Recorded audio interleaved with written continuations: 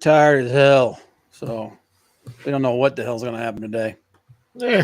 Welcome to the Wrestling Council.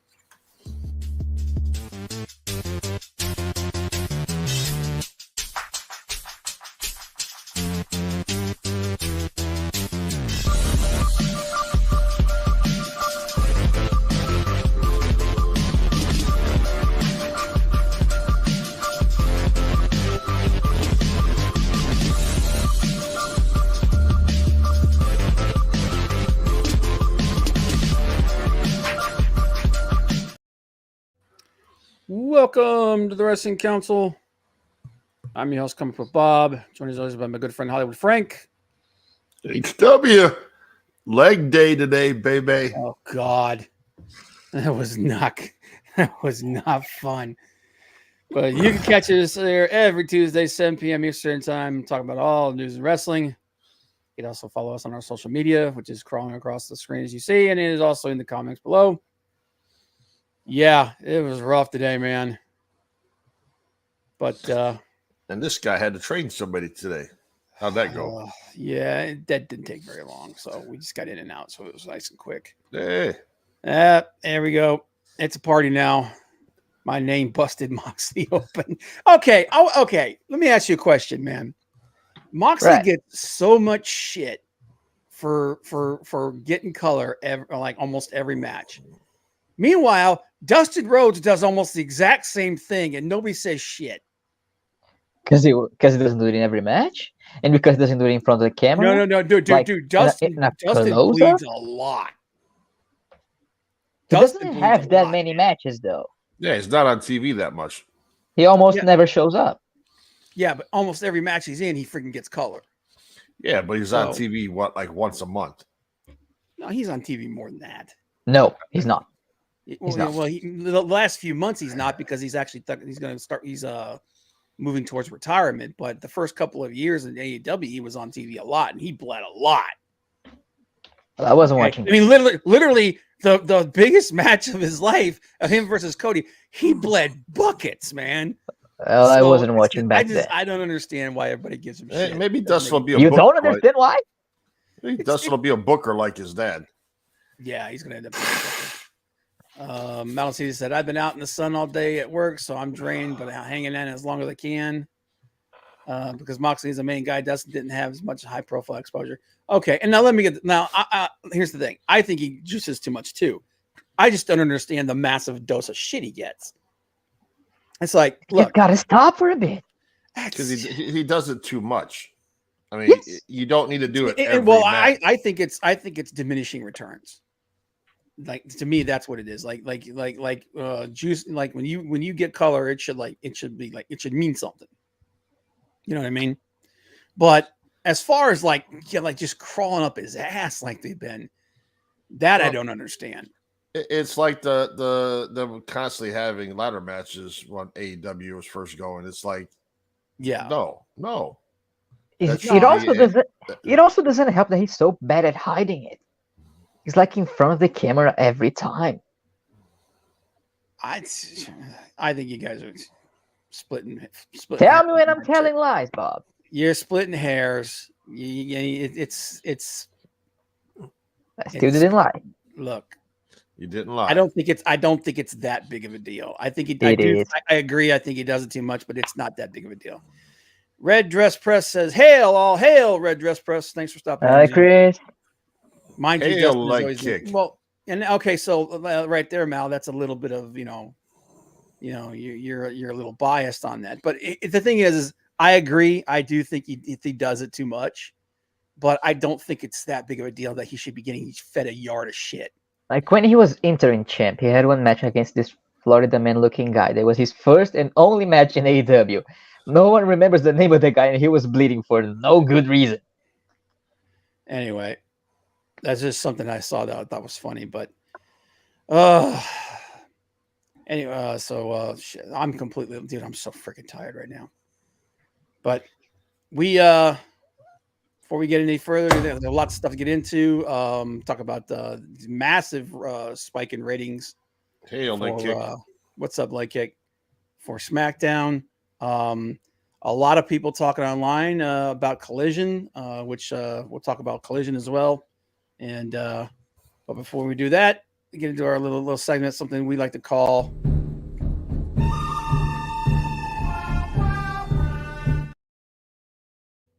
the good, the bad, and the ugly.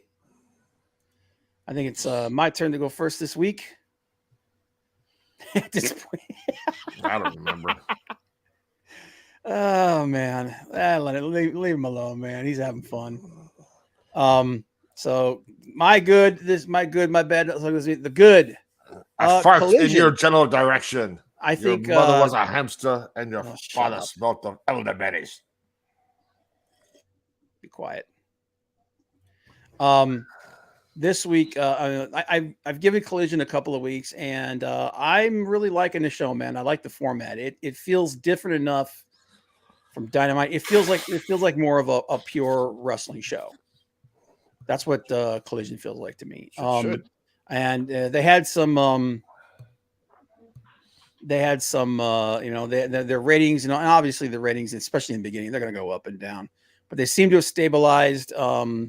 And they actually went up a little bit this week, but the wrestling this week was really good. And we're going to talk about Collision.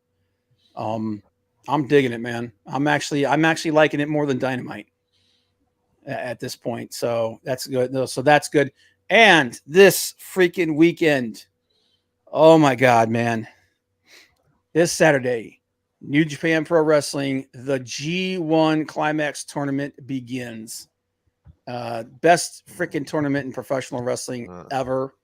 Time for Robbie have his chubby. Dude, man, every freaking year, the G1 just produces one banger match after the other. And this year, the Mad King himself, Eddie Kingston, is participating in the G1, the current New Japan Strong World Champion. So, Red Dress Press said pure wrestling. I might have to actually sit down and watch it. Yeah, dude, there's a lot less on Collision. There's a lot less fanfare. There's a lot less like Dynamite is the what is it? The sports entertainment show of AEW. Collision is more old school. So irregardless though, with AEW, there's a lot less talking on both shows. Yeah, there's a lot less talking, but on Collision, it's especially so. And there's different people that are doing the booking on Collision. So, yeah, it's to me, I dig it. I like it. And this week had two banger matches on it. So that's my good. My bad. Smackdown was rushed as hell because the Bloodline segment went so freaking long. 35 freaking minutes. And like 90% of the stuff that they talked about is shit that they've already said like a dozen times. Don't get me wrong. I still think the Bloodline is like the best storyline in professional wrestling. But dude, you did not need to go 35 freaking minutes. On a 2-hour show. On a 2-hour show. Over a quarter of your freaking show was on a talking segment. So that was just, and because of that, dude, everything else in the show was rushed. Everything. The women's match was dog shit because of, it was probably not going to be great to begin with because they haven't been doing the booking on there. It's been awful, but that match was dog shit. AJ Styles match versus Karrion Kross was crap too because it was rushed as well. And there's a bunch of scrum crap in the middle. Dude, it wasn't good. It wasn't good. And then the ugly at the end of Raw, backstage, the participants in the main event, Judgment Day, Seth Rollins, Sami Zayn, and Kevin Owens got into a fight. Now, according to all reports, it didn't get physical. Wait, what? They got into it in the back. Yeah, there was a big scrum in the back. It did not get physical, but they were screaming at each other because there were some pretty severe botches. Apparently, during the match, there were some segments that were completely missed. mostly because apparently there were last minute changes and didn't go well. So, one wrestler in particular, and they refused to name them because they didn't want them to get absolutely murdered, got just absolutely reamed. So, because things did not go well, and apparently some people were really, really, really upset. But yeah, they're pulling the friggin' AEW over there. So, but yeah, thankfully nobody got hurt, and apparently they're going to iron this thing out hopefully. But that's my GBU. Frank, what do you got? Yeah, we missed last week because of 4th of July. So I would have talked about it last week, but didn't because we weren't there last week. So my good was Money in the Bank wasn't actually half bad. Money in the Bank was all right. They did the right thing by putting Io Shirai over. Yep. Damian Priest. Yep. If it wasn't going to be, going to be LA Knight, it should have been Damian Priest. Logan Paul, no. Yeah. So that was good. Unexpected. The Ronda Rousey, all that crap with her and Shayna, and then losing the titles, the whole last week thing. But overall, not too bad. And not having Charlotte beat Asuka was good because thought, hey, defeat Asuka to Charlotte. The bad.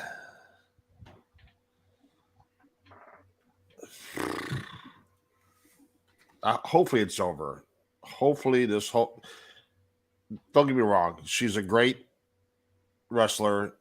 She's a heart. She knows what the hell she's doing in the ring. She's one of the safest women out there. But it's continued push with Natalya versus Rhea Ripley. Yeah. I'm tired of that series of matches. If you're going to treat. She's not helping put Rhea over. Rhea's already over. No. And it's just, and it was a dead feud to start with. Natty's given her career to them and deserves to be treated better than being fed to Asuka or fed to Rhea Ripley. And that match they had where it was like a minute? Yeah, like a minute and a half, 15 seconds, whatever. Like, come on. Yeah, it wasn't good. But and then they had another match on Raw, I think, the very next a couple of days later, and it was a much better. It was actually the best thing on the show that week. But yeah, that needs to move on. And they did tease. They are teasing her versus Raquel Gonzalez, which is what needs to happen. Raquel she's wasted in the women's tag division. There's no reason for her to be in that division. So hopefully, I mean, they're pushing Rhea versus Raquel now. Hopefully, yeah. And the ugly. I know you can't practice them because it's hard to, but damn, the table spots. Oh God, the Money in the Bank table spot with Logan Paul and Ricochet. The table spot with Sammy Guevara and Sting. Sting is 64 years old. Lost his tooth or whatever, busted his mouth open. Sting does not need to be doing high-risk moves spots, like that and going through tables. Yeah, like I said, sometimes you got to protect these guys from themselves. It's one thing when you got a Bubba Ray putting like Mae Young through a table. They're going to do it in a safe way. Safely. As safe as he does it as many times. I mean, I'm sure they went over it multiple times. But for Sting to come off the ropes and freaking or turnbuckle, I can't remember what he came off of, and go through one table and smack his face off the other table, dude. He's lucky he didn't snap his neck, dude. Ricochet's lucky he didn't kill Logan Paul. They both got tangled up in the ropes. Ricochet freed himself first, and then he just decided, "We're going, man." He was like, "Don't care if you're ready or not. We're going." And luckily, Logan landed on his shoulder instead of his head. If You saw that spot. yeah. Like I saw that spot. I was like, well, he just killed Logan Paul. If you're not set on it, then go off script, do something, come back to it where you can hit the ropes and do it correctly. You get tangled up in those ropes, you lose your footing. That's when people get hurt. Oh no, we still got to do it. No. No.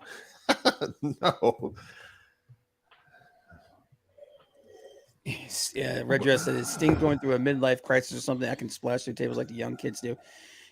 Sting is basically wrapping up his career. Apparently this year is going to be his last year. He and Dustin both.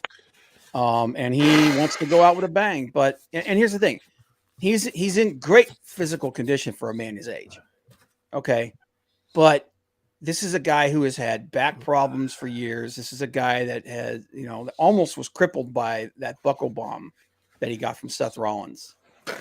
He doesn't need to be, especially because what happened with that Sammy Guevara, when Sammy smashed it through the table on him, Sting wasn't positioned on the table right.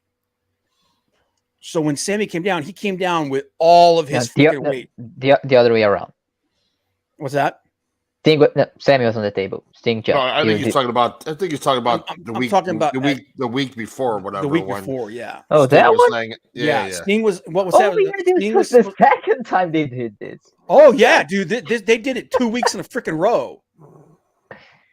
And but the one that because Sammy did I think it was a Northern Light? It was a Shooting Star Press or something off of the top. It was row. a 630. 630. Yeah. Okay. Yeah. And he came down the way he was supposed to come down. He was supposed to come down with his torso on top of like across him, like he's supposed to. Instead, came down like across his freaking head. And because Sting wasn't positioned on the table right, and then dude, it was bad. Yeah, Sting botched so bad, Moxley started bleeding. And then the one with Logan Paul, like Ricochet, like I don't know what happened, man. I apparently he got chewed out in the back afterwards because they're like, dude, if you can't do the spot right, don't do it at all. But Ricochet decided, man, nope, we're going through this freaking table, dude, with these tables, and he grabbed Logan Paul and just pretty much yanked him with him. And luckily, he rotated enough where he landed on his shoulder instead of his neck.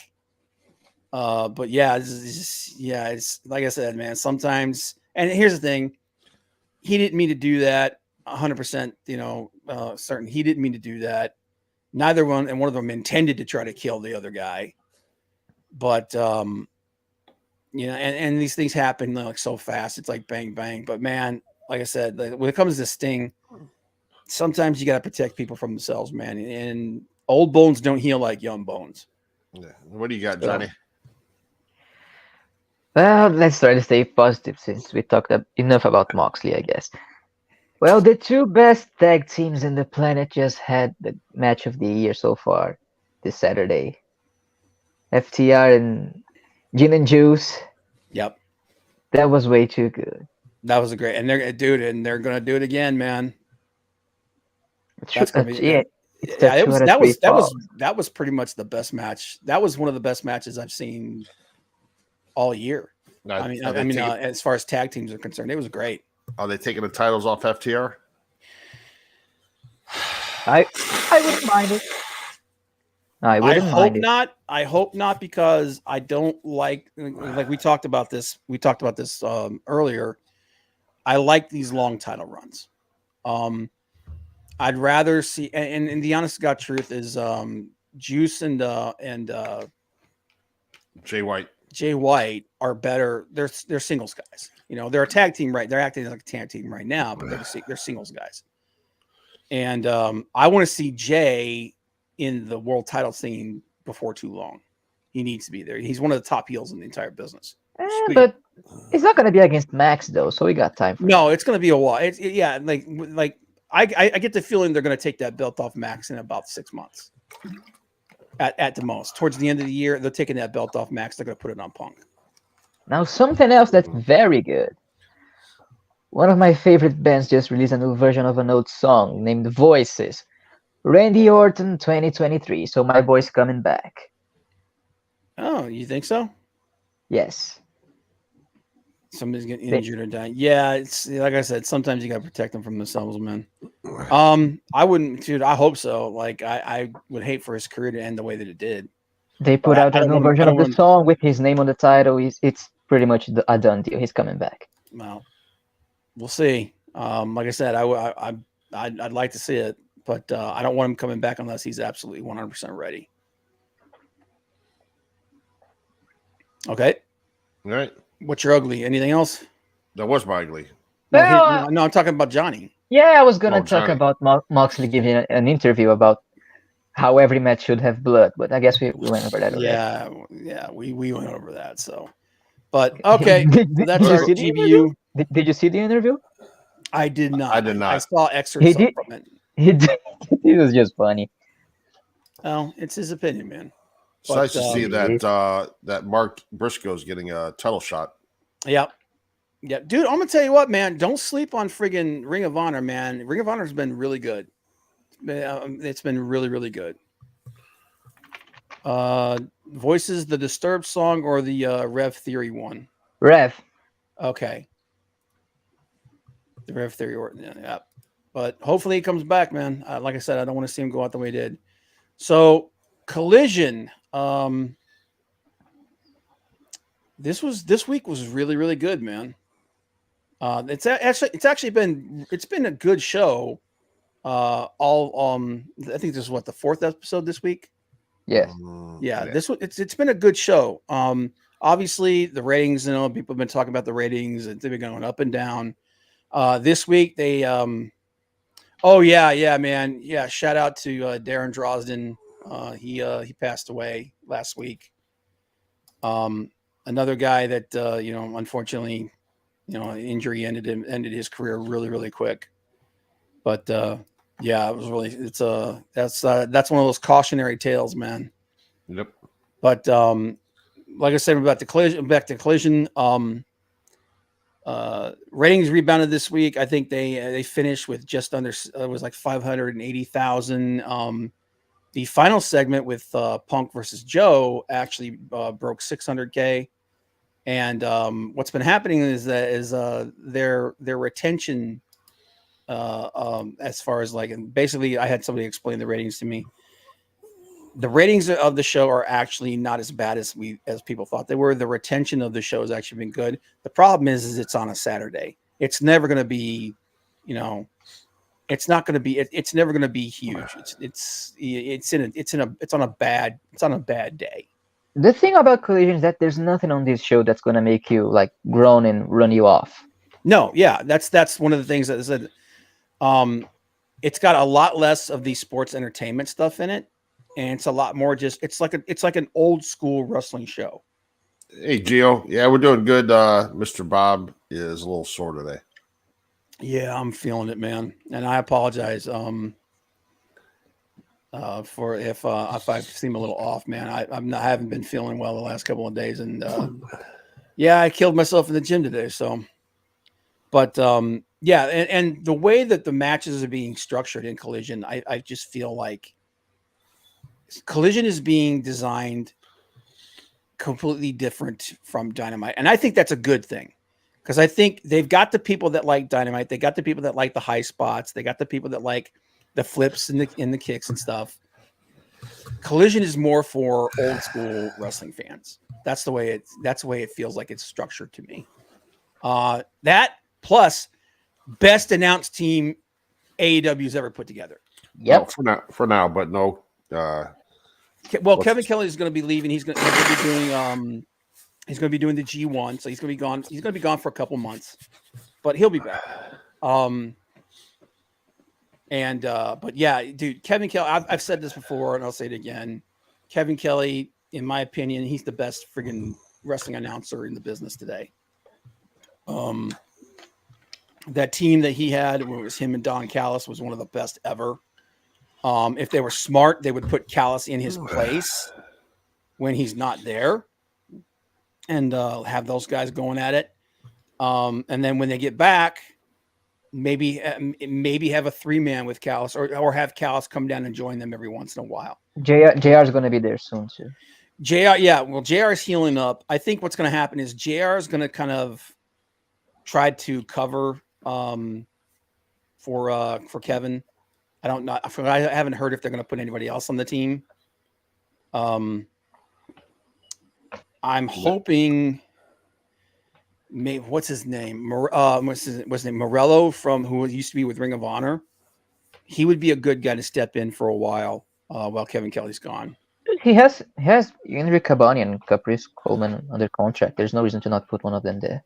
Yeah, so they've got options there, and I hope they don't put the other guy like the old like Excalibur and Shivani and please Taz. don't. I can't stand those two trying to make each other laugh anymore. I just can't.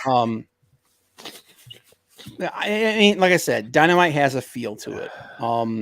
I like what Collision is doing. Like I said, I love. I don't know how they friggin' wrestled him away from New Japan. I know that he's finishing up his New Japan responsibilities this year, and then after that, he's 100% AEW's. So, but that's one of the things I've really enjoyed about the show is about Collision is the announce team. The announce team is fantastic. And like I said, it feels like they've after 4 episodes, they've kind of figured it out. They've hit their stride. Oh, shut the fuck that up. was cheap, Mal. You can do better than that. Yeah, that's low hanging fruit, buddy. Yeah, jeez. But yeah, low energy, Bob. Yeah, I'm definitely low energy right now. Yeah, it doesn't always have to be about that, Yeah. Maldacino. I feel like New Japan Strong is gone. The show's gone, and that was actually my favorite hour of wrestling for a long time because I felt like that was like one of the best, just pure hours of wrestling you're going to see. Collision isn't quite the same, and there is still, they still do interviews and stuff, but they're really quick and they're really precise and they just get to the point. The other thing too is I like that some of these guys that were maybe not showcased as well on Dynamite, they're getting their moments on Collision. Hobbs has been booked really, really well. Oh yeah, and we didn't have a show last week. Ethan Page. Yeah, Ethan Page got a nice little thing. So that's the thing. I've always felt like, and I know I was listening to Cornette the other day, and he does not like Ethan Page. I feel like Ethan Page is one of those guys that just if you give him a chance, he's a really good performer. No, the reason he doesn't like Ethan is because the Karate Man and wrestling himself in front of a green screen and that sort of stuff. Well, I mean, he's kind of a goofy guy and everything, but if you put him in the ring with somebody and you just let him go and have a match, he's actually really good. Like when he was tagging with Josh Alexander and they were the tag team called the North, I was really hoping Josh Alexander was going to follow him to AEW and they would reform there. They were a fantastic tag team. So, but yeah, Ethan Page, I felt like ever since he got there, he's kind of been wasted because he's legitimately he can go in the ring, man. He's actually really good. Hey, Johnny. Yeah. How long till your guy takes the title out of the bag and presents it as a title for Collision? Oh God, I hope not. I don't see that. I don't see it being like that unless they're gonna start a feud right after. So they gotta wrap things up with Adam Cole and MJF, and then maybe. Yeah. Well, I pretty much called it. I said that his first feud was going to be with Joe. And and by the way, the match they had on Collision this week was awesome. It's great. It was such a call. Like, I don't know if you're an old school resident, if you watched Ring of Honor back when Punk and Joe were there in their matches, there were so many callbacks to those matches in this. And one of the coolest things about the psychology of that match was Punk kept trying to go for the GTS and he kept failing. It was like basically Joe was like every time Punk started getting a little bit of offense going and then go for Joe would just shut him down. And that's exactly the way that it should be because Joe is such a physical specimen, and when Punk and when two of them go against each other, it should be David and Goliath, and that's exactly what it was, and it was awesome, man. And like I said, if you watch their matches in Ring of Honor, that match was, and it was, and by the way, it was the highest rated segment of the entire night. The ratings actually went up during that segment, which doesn't usually happen in wrestling shows. But even so, they one of the things they were talking about was the retention of the audience. They only lost about 10% at the lowest point in the show. So Collision, even though it's not bringing in as high a ratings as Dynamite, it's got better retention as far as the audience is concerned, and that's just going to continue to improve. If they keep booking things the way that they have, that's just going to keep getting better and better, hopefully. Red Dress said, I hope AEW hires Scott Steiner to come on and talk about how fat Joe is. I'd certainly watch it then. Dude, hey man, you compare the two of them together today. Joe held up a hell of a lot better than friggin' Rick did. Yeah, the match was awesome. And again, I like the psychology of it. I like the fact that they were calling back to these guys know each other so well. Real life, they're actually really, really good friends. And they just put on a banger of a match, man. Who do you got? Awesome. Who do you got? Ricky Starks or CM Punk? I think it's going to be Ricky. You think Joe's in it? I think Joe comes in and he costs Punk the match. I think Joe's going to cost, but I think Ricky's going to win because I think they're trying to give Ricky the rub. About time. Yeah, that's what I'm saying, and that's the thing. They're giving Ricky the rub. They're giving Hobbs the rub in this show. They're pushing people that I've felt like these guys should be like pushed higher up the card. You know, Hobbs is a freaking beast. That dude should be killing people every freaking week, man. And that goes to that. Everybody's done with QT. Yeah, that's one thing we need less on that show, QTV. Look, I understand. I from what I said, QT's a really nice guy. He's a good trainer. He helps. He's got a good school.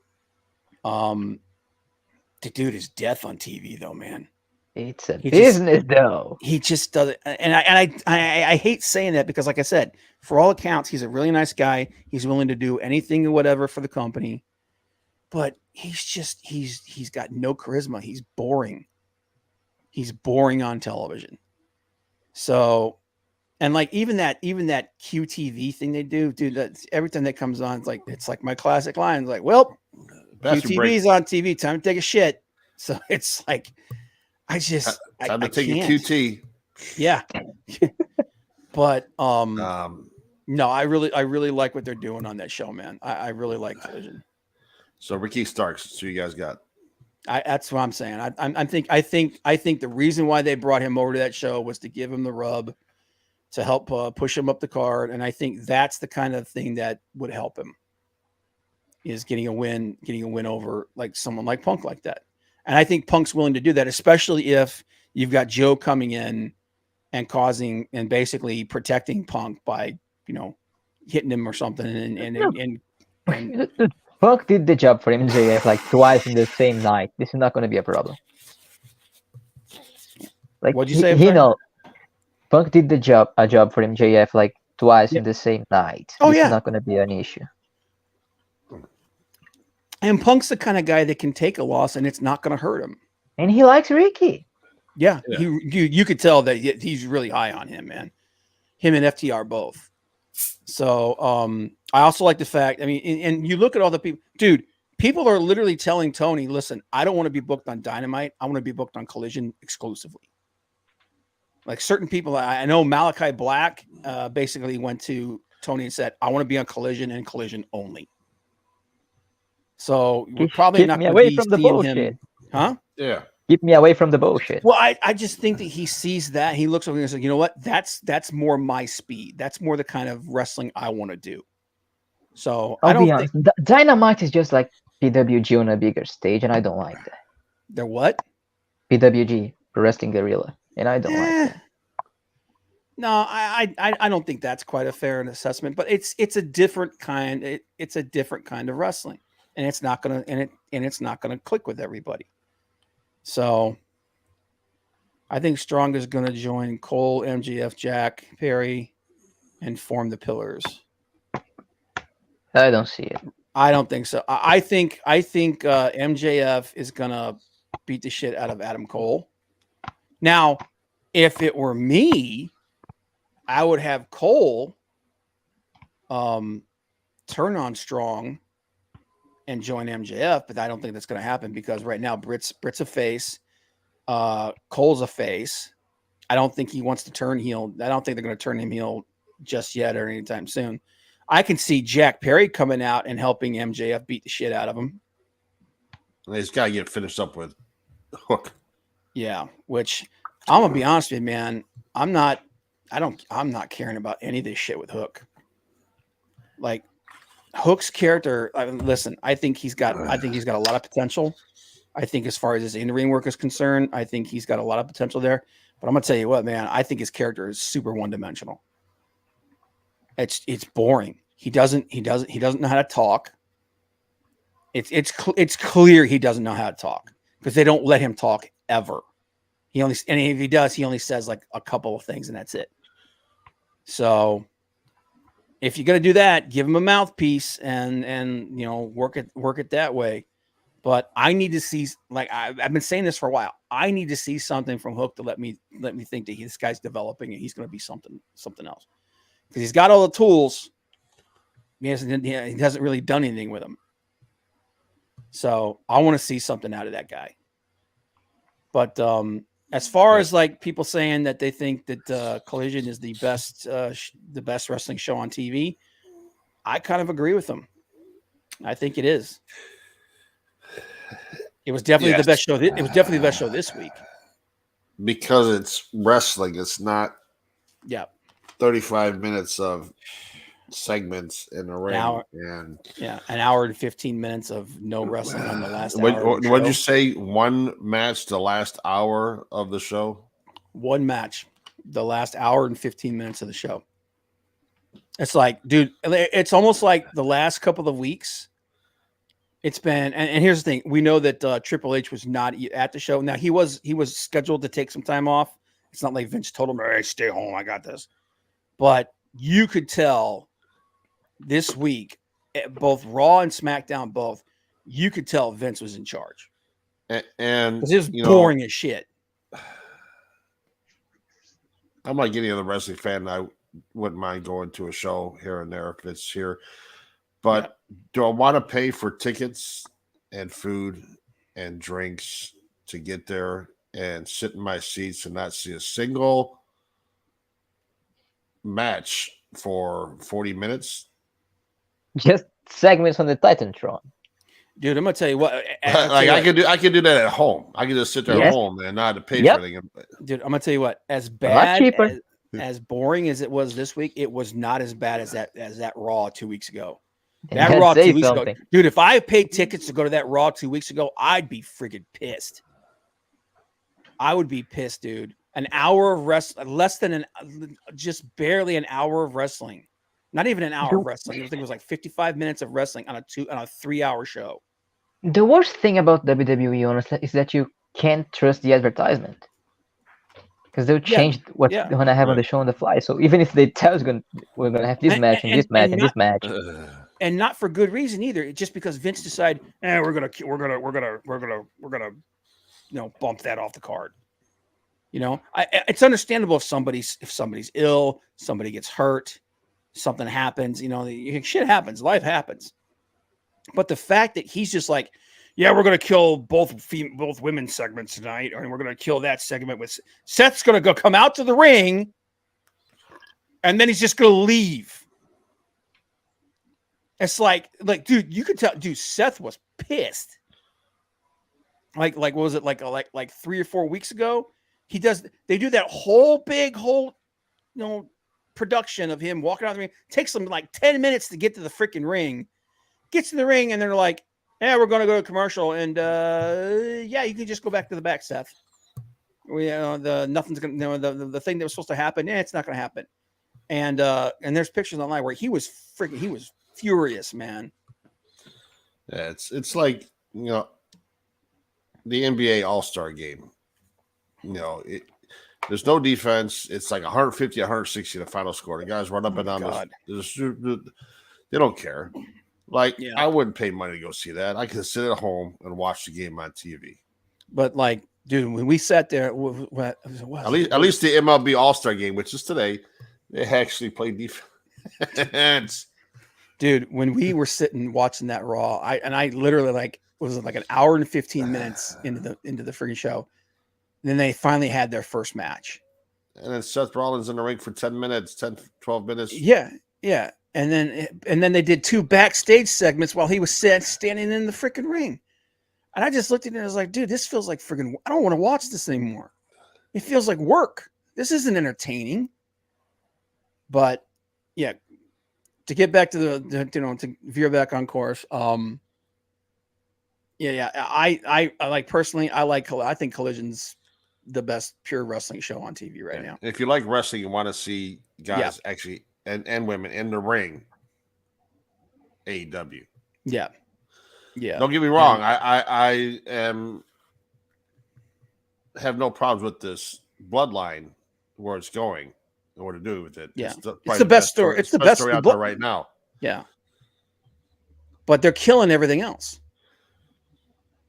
And a good example of that is what they did on Raw with Judgment Day. Now they're teasing breaking up Judgment Day. Judgment Day, which is one of the most popular things they have in the entire company.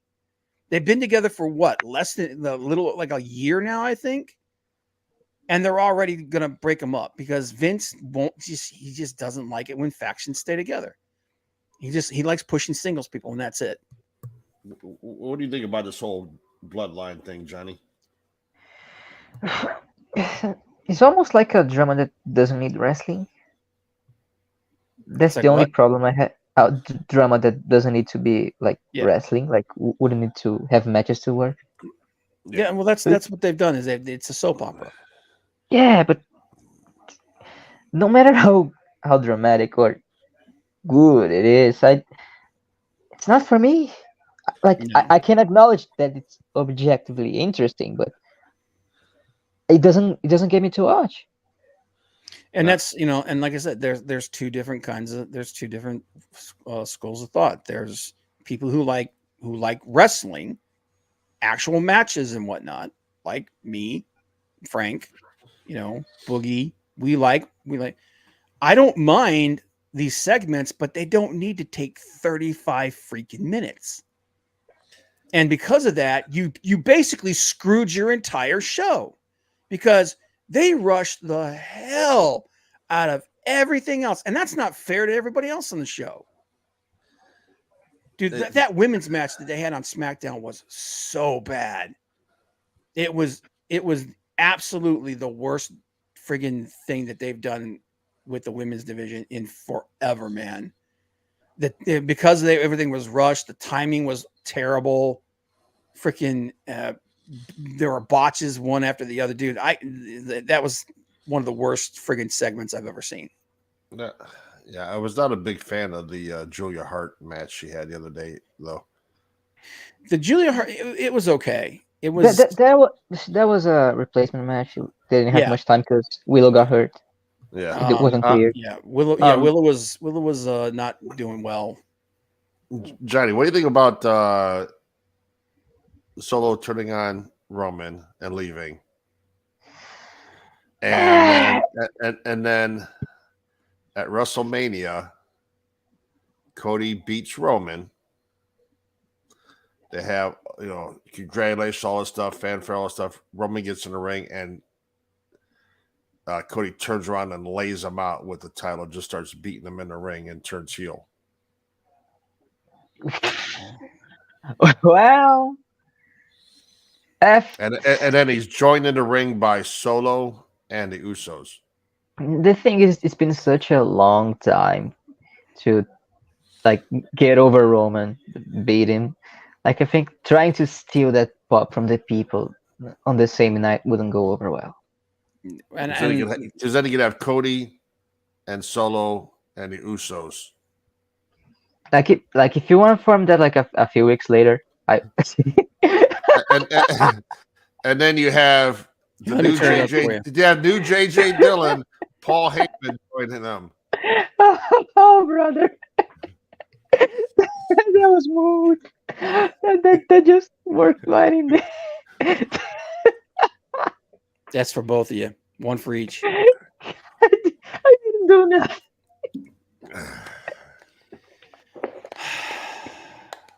Oh brother. You're such a dick.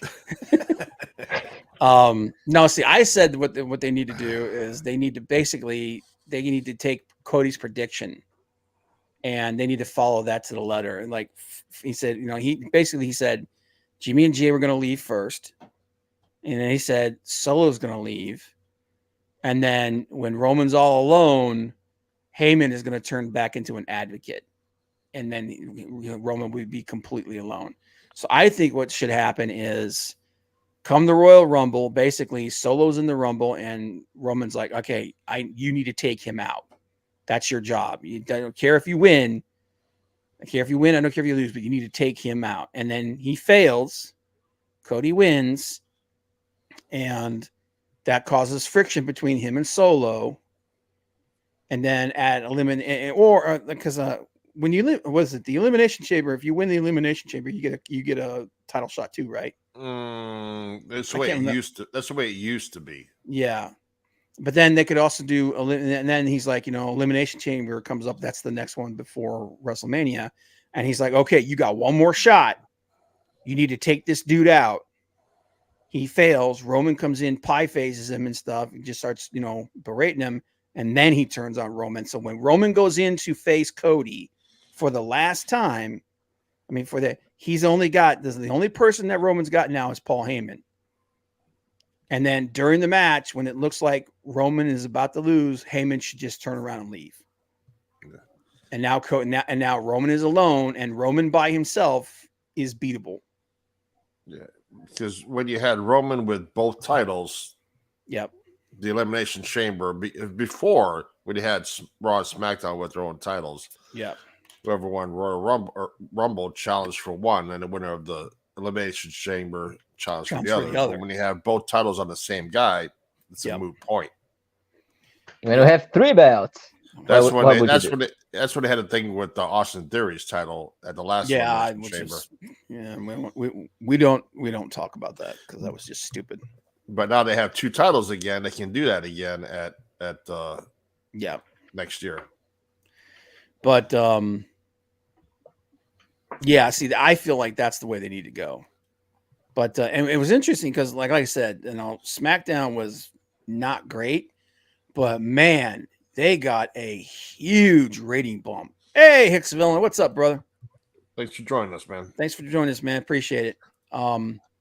They got a huge ratings bump, man. They were at one point they were over 3 million, which is massive.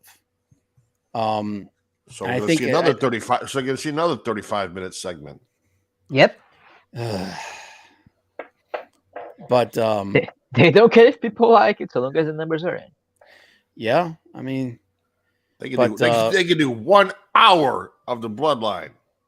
If they had enough material, they would.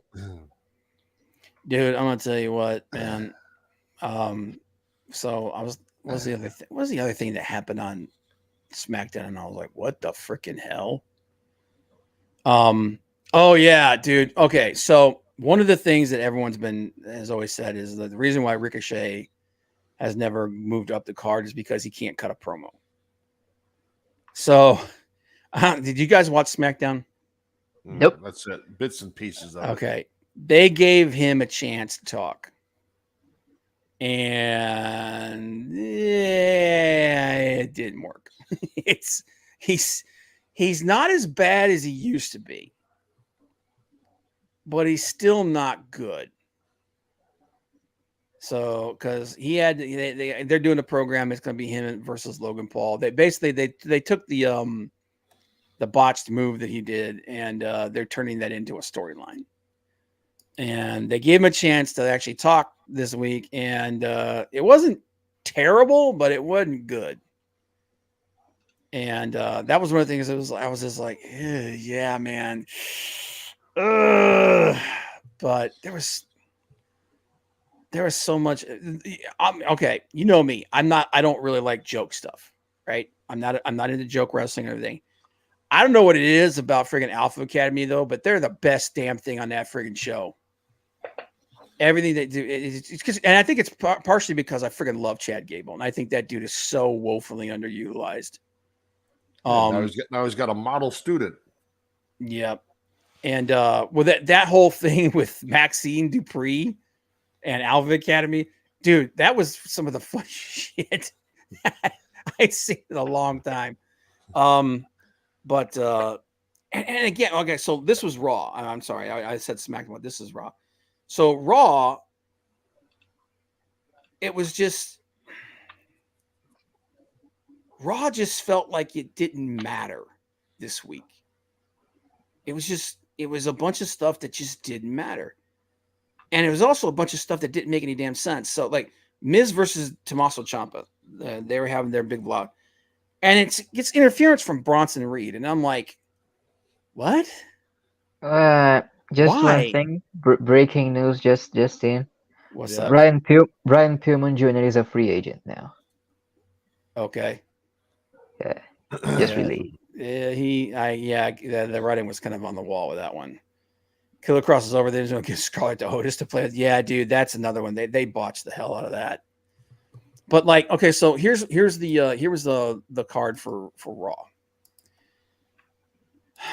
It was basically the Judgment Day show.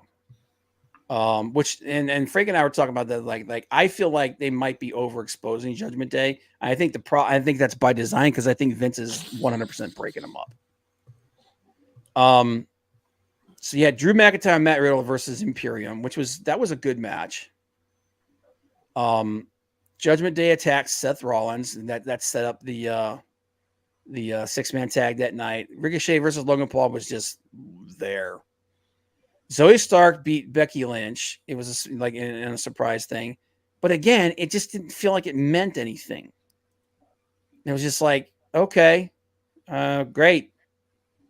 You know, you should build up the people you bring up from NXT.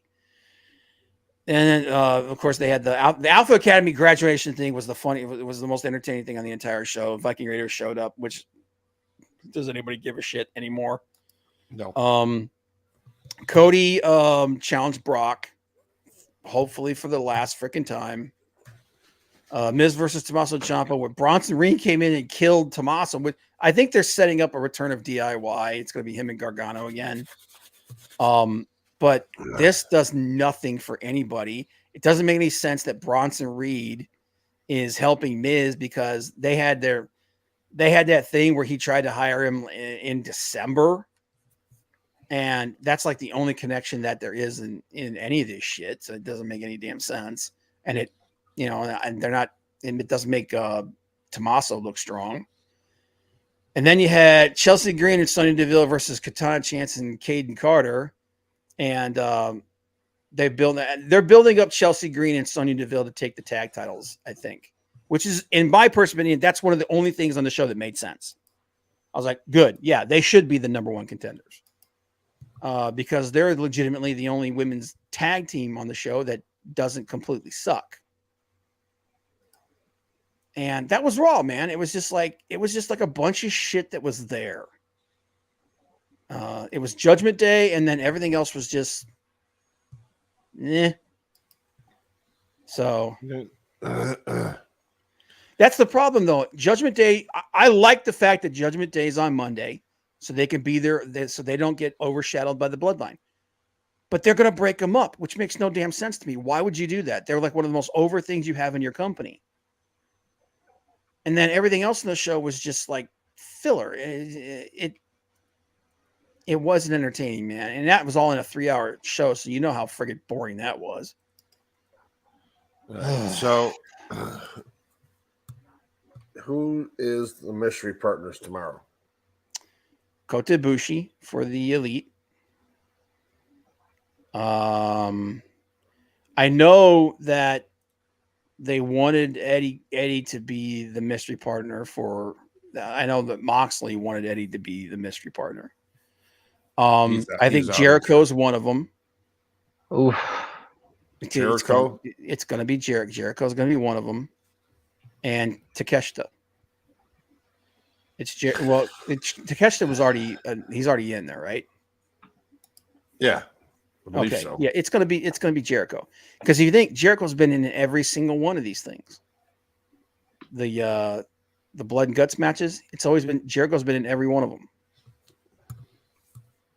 So I think that's what's gonna happen. And I think this is leading to the end of the Jericho Appreciation Society. Because I think he's gonna hook up with Callis. But that's who I'm saying it's gonna be. You think it's somebody different? No, I got no names. I didn't stop a sec to think about this. I'll tell you what though, the way that they've been teasing Ibushi, because Kenny cut that segment after the show talking about how he was away, he didn't go to Canada, he didn't go home, he went to talk to an old friend, and this friend was like, somebody that wanted to change the business. He loves every guy in this ring and wants to change the business, that's Kota Ibushi.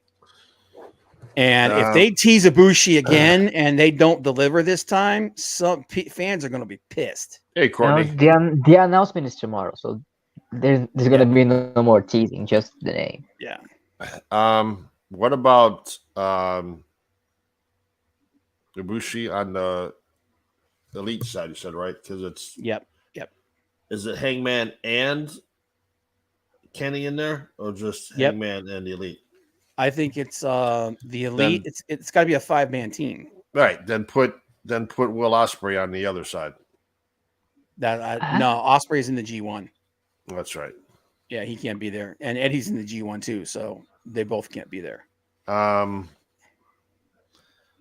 Is Murder Grandpa in that? Don't think so, but he's not going to show up there. Powerhouse Hobbs, put him in there. Well, they're turning Hobbs' face though. Not necessarily.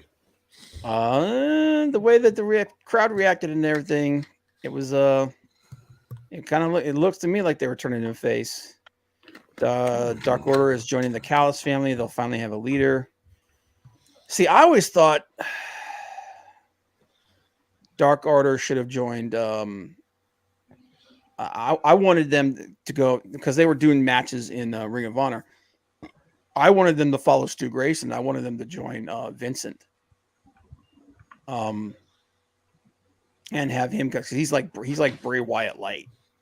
So he kind of works that way. So I was hoping that that's what would happen, but and they just took Stu instead. But the BBC doesn't need Jericho. Yeah, Courtney, we know you hate him. But yeah, I think that's who it's going to be because he's been in every single. It's going to be Jericho because he's been in every single one of them. I wanted Dark Order should have been turned heel. They did turn heel. Dark Order did turn heel. They turned on Hangman, and they helped the BBC. They actually helped the BBC beat him down. So, I mean, we'll see what they do going forward, though. But yeah, I think that's it. But we're about out of time here, so I'm going to wrap it up a little bit early today, like a minute or two early, because I feel like shit. But I want to appreciate everybody who's here. Courtney, Hicks Villain, Maldacito, Leg Kick, Red Dress, Gio. Appreciate you guys coming here. And yeah, we'll see you guys next week. Anything else you want to say before we take off? Not a whole lot, man. Appreciate everybody being here. Join us. Follow us on social media. Yep. Help us grow. Yeah, Johnny, appreciate you being here every time, man. Everybody remember, the blood should stay on the inside. Yeah, unless you're John Moxley. See you guys later.